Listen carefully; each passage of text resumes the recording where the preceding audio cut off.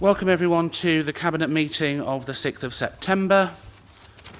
Agenda item number 1 is the evacuation procedure.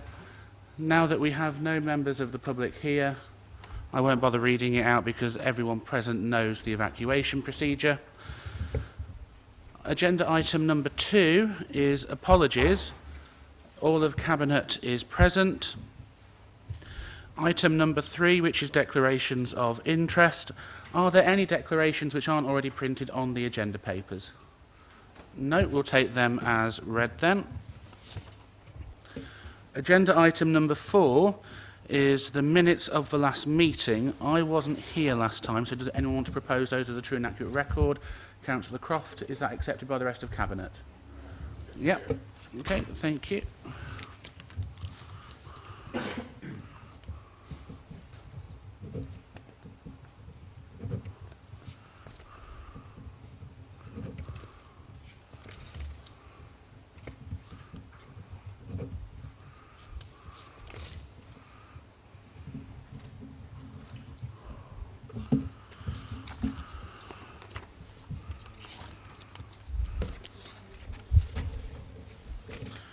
That moves us on to agenda item number 5, which is public consultation. We have no members of the public who have remained who have expressed a desire to speak, so we will take the agenda items in the order they are printed. So that leads on to agenda item number 6, which is the Department of Levelling Up Housing and Communities Simplification Pathfinder Pilot, which is my portfolio, which I will move from the chair. The report quite clearly gives a brief synopsis of the fact that we have been invited to be one of 10 councils which are operating as part of the government's Pathfinder project. That is because we have received levelling up funding in all of the first 3 rounds of levelling up bids. It gives us the opportunity to have a lot more degree of control over where we actually put our money in terms of the capital projects identified and to reprioritise them without having to go back to the government department as often as we have had to make necessary project adjustments, and that has taken considerable time to actually go through the necessary paperwork. So this will actually help us speed up as well some of the works underneath the threshold that we want to do, which in my view can only be a good thing that helps speed up the regeneration projects that we have ongoing. So I'm happy to move those from the chair. Does that receive a seconder? Councillor Golby, thank you. There are no members of the public. Any non-cabinet members wish to speak? No? In which case, any cabinet member wish to speak? No? Well, the recommendations are as printed in the agenda. All those in favour, please show. That is carried. Thank you very much. That moves us on to agenda item number 7, which is the customer experience and digital strategy. Councillor Croft. Thank you very much, Mr. Chairman. I shall try and be brief in my reports tonight because it's a very hot day. I shall move the report as written. The key takeaway from this strategy is that we do need to move towards a digital by default option in our customer service. Now, that does not mean, by any stretch of the imagination, that it is digital only. There will always be people who need a phone call or an in-person appointment, and that's why we've moved to an appointment and, if necessary, a bespoke system in our customer service offering. But what moving to a digital by default service will mean is that it probably means a better service for the residents who probably can get a quicker response and be able to find the services they need without having to necessarily go through a human being. But also it means that it'll free up man hours to allow us to deliver more of a service in terms of problem solving and query resolution within the council itself. So I think it's an excellent report, and I would like to place on record thanks to our graduate trainee, Mr. Caleb Ellis, and I believe this is the first report he's brought to Cabinet, and he's given us tremendous help with our transformation and customer service area. So I shall move it, Mr. Chair. Thank you, Councillor Croft. Does that receive a seconder? Yes, Chair. Thank you, Councillor Guttridge. Any non-cabinet member wish to speak? No? In which case I'll go back to Cabinet. Any speakers from Cabinet? Okay, we'll move to the vote then. All those in favour? That is carried unanimously. Thank you very much. That moves us on to agenda item number 8, which is procurement of aids and adaptations framework agreement for private sector grants, and we do have Paul Coopey on Teams as well if we need him for this particular agenda item. Over to you, Councillor Golby.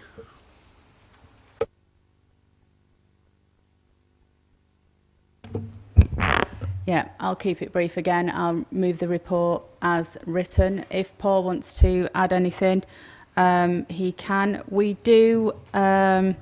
We are undergoing a period of transformation in housing communities, and public sector and private sector housing are undergoing some scrutiny internally. So we are looking to modernise and potentially change how we do things. But as far as this report goes, I am just going to move it as written because, as Councillor Croft said, it's rather a hot evening, and if anybody wants to read the report, they can do so in the comfort and coolness of their own homes.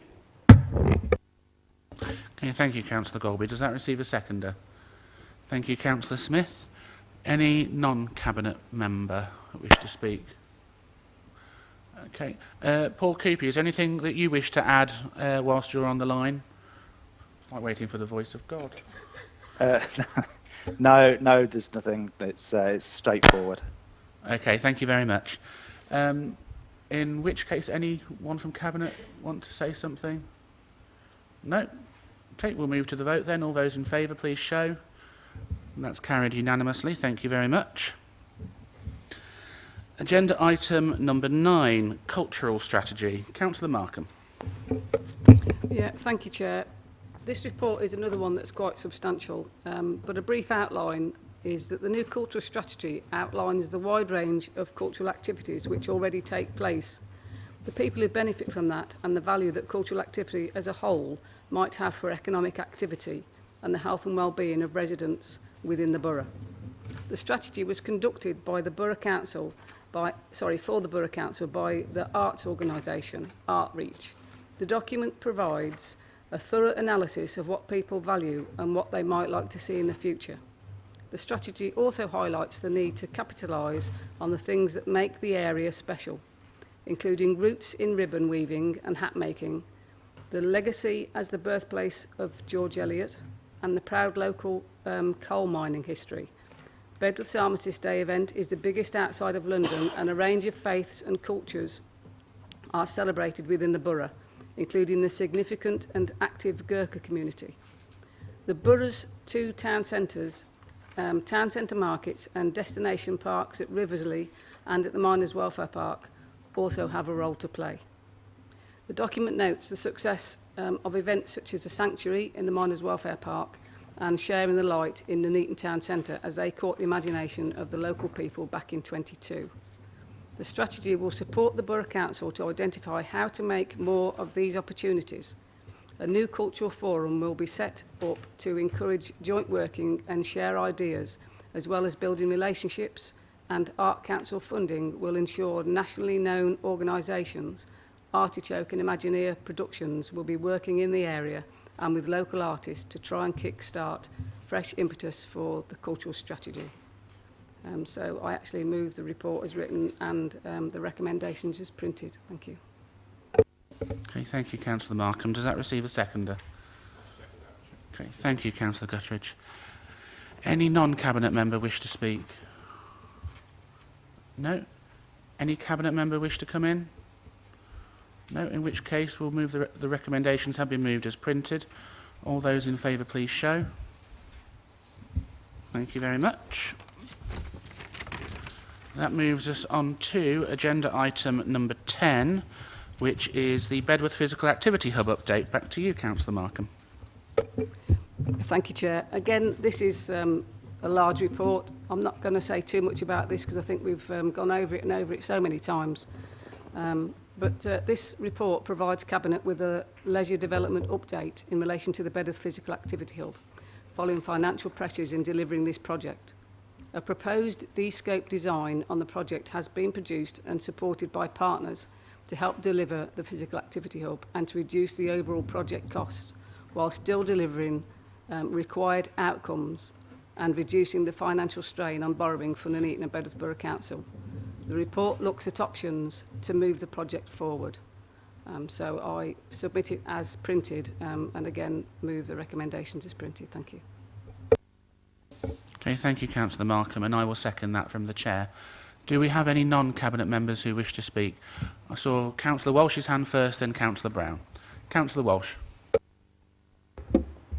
Thank you, Chair. On behalf of myself, residents of Bedworth and obviously of my own ward in Slough, I'd like to thank Councillor Markham, all the officers for bringing this, bringing the hub almost to a fruition from that point of view. Obviously, we all know that when we took over the administration that this was going to be pie in the sky in reality. But I'd like to thank her for the point that we're at.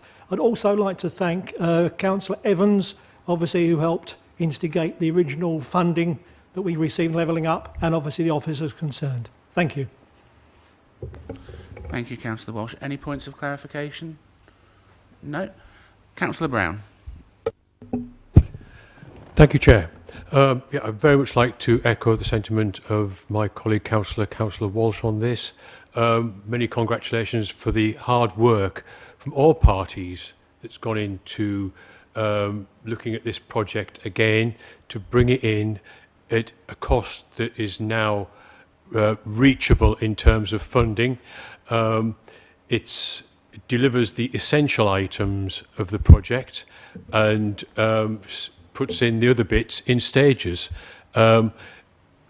Ultimately, as somebody who uses a variety of gyms over a number of years, the gyms that tend to be successful, leisure centres that tend to be successful, are those that compete on cost and things like Pure Gym, and those that compete on luxury, either end like the Belfry, for example.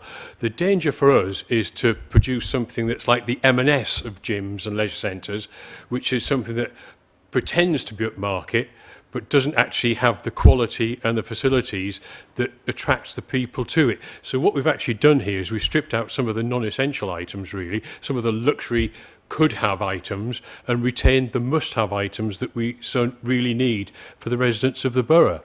And many congratulations, as I said, for the hard work from officers, councillors, cabinet members, local MPs that have all put pressure on here to try and get government to help us look at this again, and for coming up with a creative design that allows us to move forward with this project. Absolutely support the recommendation. Thank you. Thank you, Councillor Brown. Any points of clarification? Clarification of what Councillor Brown said? No. Okay. I'll come back to Cabinet then. Councillor Guttridge, you indicated that you wanted to speak. Thank you, Chair. I fully welcome the physical activity hub. I'd also like to mention and bring it to everybody's attention that we are going to have an all-weather pitch in the park and a skate park. I'll repeat it again, a skate park in Bedworth Park. We took the original skate park out because it was gone beyond its use, but it was always coming out early because we then can use the tarmac to store the materials, the hardcore rubble that we take out, so that we don't have to double handle it off the site. And I fully endorse this programme. Thank you. Okay, thank you, Councillor Guttridge. I just wanted to pick up on a few points, because I know obviously this is a very emotive issue in Bedworth, and quite rightly, because the leisure centre there has been a fact of and feature of Bedworth life and beyond for decades now, and that's partly the problem that we're facing, that because it is so old that we now need to address what we do now it's coming to the end of its shelf life. Councillor Walsh was absolutely correct when he said that it was pie in the sky. That's because when we inherited this project, the previous administration, the Labour Council as it was at the time, hadn't budgeted to get it through planning, never mind built, and all the construction costs, materials, labour, etc. They hadn't got the £500,000 to get it to the next REBA stage, never mind everything else which we needed. And when we took control, immediately we put in a bid for Levelling Up Fund money, which has secured us £15 million towards, or as near as £15 million as it is to say that we can actually, it was within our reach. And if it hadn't have been for inflation and all those other obstacles which have got in our way, we would have started before now.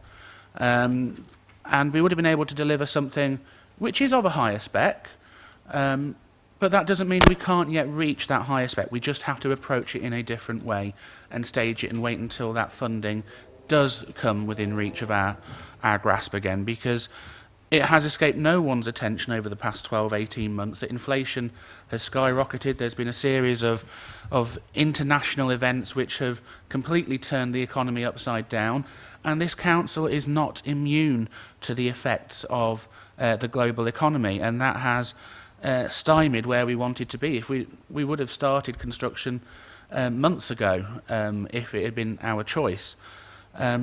Are we completely over the line yet? No, but there are still things that we have to do, but we are that much closer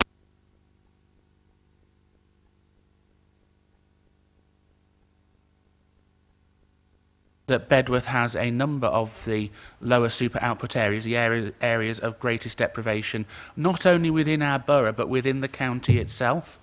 And it's not just the residents of Bedworth who use it, there's the residents of Bulkington. Whitestone also uses it as well, because you can cut through the back way and go to Bedworth. It can be easier to get to Bedworth from Whitestone than it can be to get to the Pingles, ironically enough.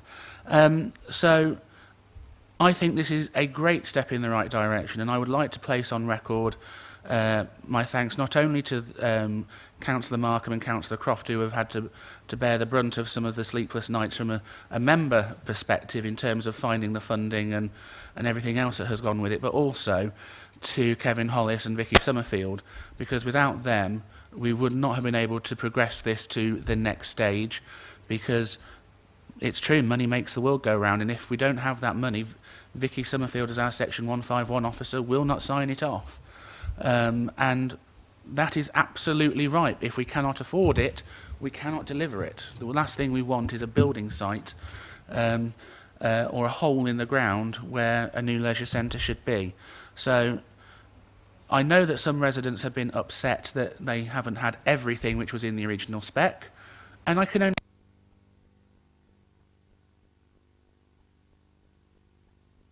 that it is off the table forever. It's just not now. It's not never. So I hope that will set the record straight on that area. Any other Cabinet member wish to speak? No, in which case we will move to the vote. All those in favour, please show. Okay, thank you. That is carried unanimously. That moves us on to agenda item number 11, which is the corporate enforcement policy and corporate debt policy. Councillor Croft.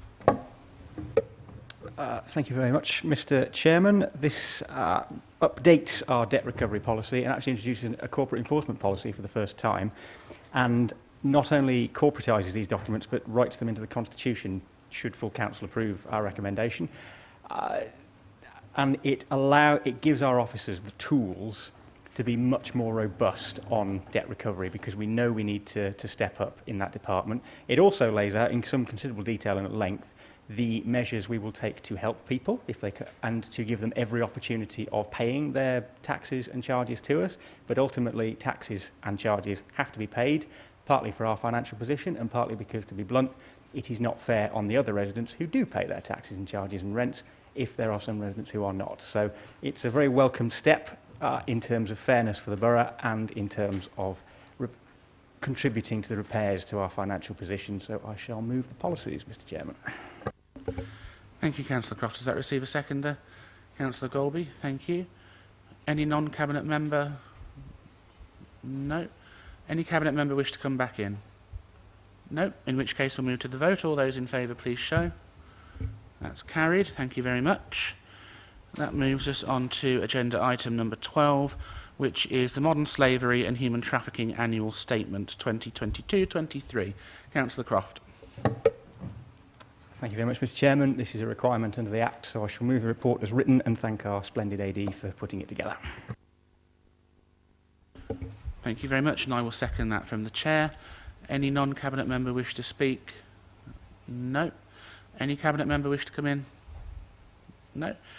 Then we'll move to the vote. All those in favour of the recommendations, please show. Thank you very much. Agenda item number 13, rescinding the original and implementing new Article 4 directions. Councillor Smith. Thank you, Chair. An Article 4 direction is part of planning legislation that allows the council to remove permitted development rights, including changes of use, from an area or particular property, where it's necessary to protect local amenity or the well-being of an area. In this report, the areas in question are the conservation areas in Bulkington and Abbey wards. Article 4 directions were implemented in Bulkington and Abbey conservation areas in 2008, and a recent review found that whilst there is evidence the council process was followed at the time, legal advice is that as part of the review process and to ensure that up-to-date evidence confirms the ongoing need for these Article 4 directions, that the 2008 directions are rescinded and new 2023 directions be put in place. This action will ensure the council can meet its obligations under planning and infrastructure legislation. If, as recommended, Cabinet approves the proposal tonight, the new directions shown in Appendix A on page 218 will be presented for immediate implementation at the next full council meeting, which is next Wednesday on the 13th. Thank you, Chair. Okay, thank you, Councillor Smith. Does that receive a seconder? Councillor Markham, thank you. Any non-Cabinet member? No. In which case, any Cabinet member? No. The recommendations are as printed. All those in favour, please show. That is carried. Thank you very much. That moves us on to the General Fund Budget Monitoring Quarter 1. Councillor Croft. Thank you very much, Mr. Chairman. I suspect this will be the headline of the evening. This report shows our performance against budget till the end of June this year, and I think the main figure that we need to call attention to straight away is that we are already approximately £500,000 shy of our budget projections. There are some small aspects to that. So, for example, we've had legal costs. By their very nature, they are not predictable, and I brought the need to refresh the website to Cabinet's attention some months ago. The lion's share of it is made up of the nearly £200,000 that we have had to pay to prevent homelessness as part of our housing benefit subsidies, and our recycling costs. 2/3 of that is approximately the reduction in recyclable material price that we get, and approximately 1/3 of it is the increase in the contract charge that we got from our partner who currently provides the service. I would like to emphasise, Mr. Chairman, that at present we are covered in our budget plans. We put in place a transformation and resilience reserve in the budget setting process, but we are not in any way complacent. And I would just like to call attention, and I would just like to reassure people, given the news we have had this week about Birmingham, that having had this discussion at some considerable length with the Section 151 officer of the Council, we are not at any present risk of a Section 114 notice. However, neither are we complacent, and we are very alive to the need to make sure we control the finances and pull it back within this year. So to that end, we've already implemented a recruitment freeze, and every director and every assistant director is now fully alive, I believe, after the meetings we've had this week, to the need to reduce our cost base and to really put the pedal to the metal on the transformation programme and push for efficiencies, push for profitability, so far as we are allowed in a public body, across the council. And I can say that with confidence, Mr. Chairman, because this report already shows that we have examples of having done that across the council. Councillor Smith's planning department has come in with twice the projected income on planning fees. So we know we can make that kind of change. It will be very challenging, but we are going to meet that challenge. And so I shall move the report and answer any questions next Wednesday, Mr. Chairman. Okay, thank you, Councillor Croft, and I will second the report from the Chair and as leader. Any non-Cabinet member wish to speak? No. Any Cabinet member? Councillor Golby. Thank you, Chair. Yeah, just to take some ownership of part of the reasons why the numbers look like they do. With housing and communities, the homelessness element is not necessarily all funded from the HRA, which is why it's in this budget. So it's kind of split across the two budgets.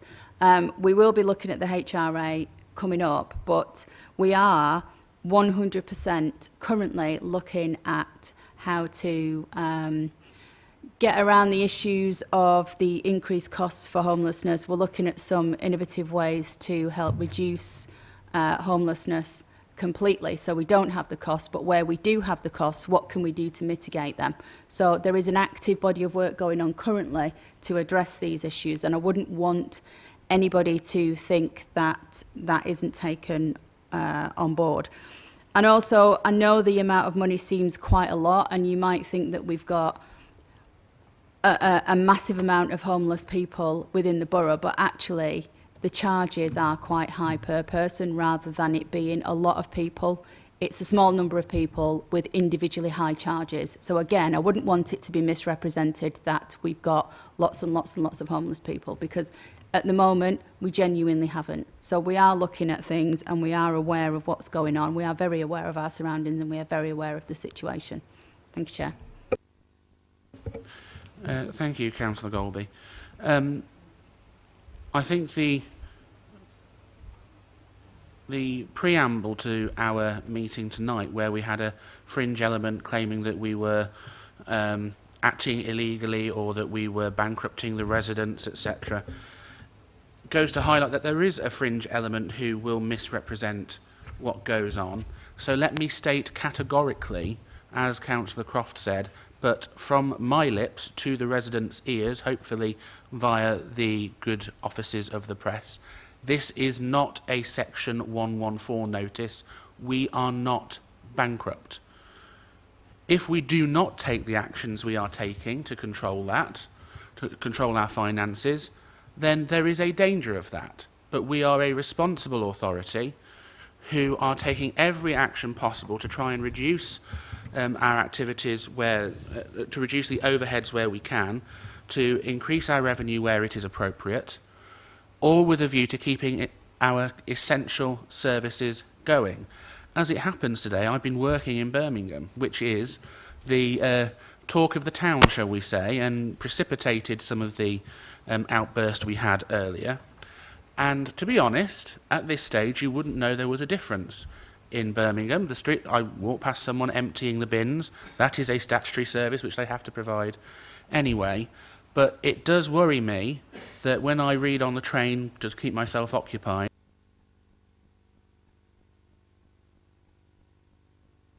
it's on, that a Birmingham City Council officer was attacked because someone believed that because Birmingham City Council had effectively declared bankruptcy, their actions were null and void and they had no right to do what they were doing. It was in the news as I was on the train home today. That is completely wrong. It is a completely wrong message.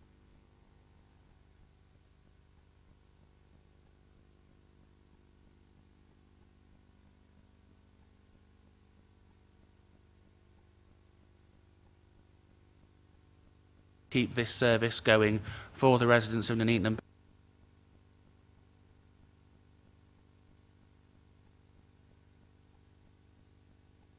2 years in control, that 114 notice would be issued. And if we had done things that the party opposite and some extremer elements of the public had asked us to do, we would be in that bankrupt position.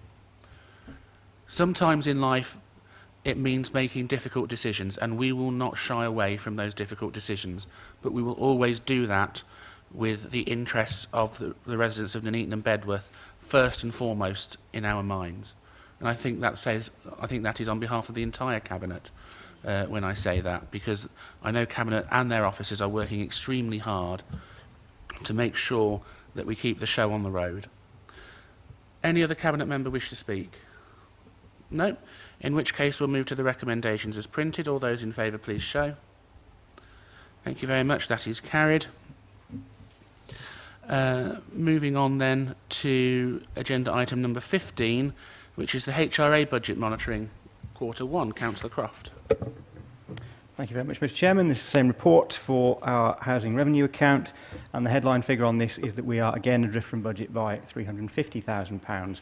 We have not taken the decision to implement a freeze on this side of the budget because we're very confident we can, as part of the business review of the business plan we are undertaking on the HRE, we're very confident that we can pull that back within a year by resequencing our spending, but I shall move the report.